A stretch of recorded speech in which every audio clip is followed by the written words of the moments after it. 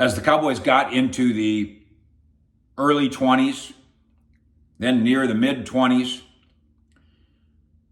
they absolutely looked at the idea of tight end, but I'm Mike Fisher reporting on the Dallas Cowboys in Frisco, getting ready for round 2 and 3 of the NFL draft. But first, let's do a wrap up of round 1, what happened at tight end and how it projects to the now. I've heard some people say the Cowboys weren't really looking at tight ends in that range. Yeah, they were. They absolutely were. Now, were the final 2 choices on when they were on the clock, take Mazi Smith, Michigan defensive tackle, or trade back? Yeah, that might have been the final 2 arguments.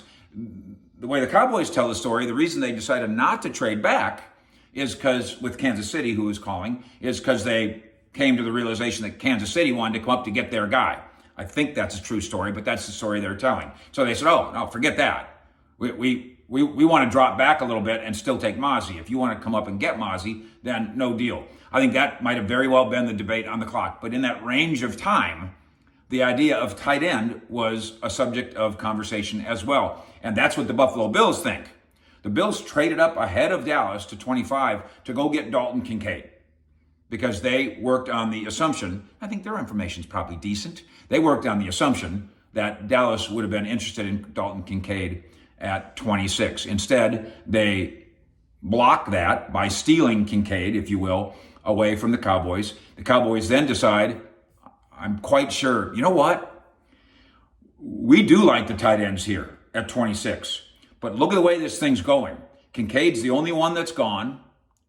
We don't think another one's going in the next few picks. We can get to round 2, and there's still going to be real tight end talent sitting there on the board. I think there was some Mayer versus Mazi debate. But I also think that as they worked their way through that, realized Kincaid was going to be gone, they looked up at the board, they looked at the availability and say, we're going to get to the second round and have a shot at Mayer. He's still there? Safe, sound, smart from round 1? Notre Dame Mayer, the Gronk Witten of this draft? Maybe he'll keep sliding a little bit. Because he's not a modern, world-class sprinter tight end. But I'll take him. Hey, wait a minute. Luke Musgrave, Oregon State, 6'6", 250, and he can run? He's still there? Let's see if he slides. Sam Laporta from Iowa, the Kittle-like run after catch guy, yards after catch guy. He's still there? Great.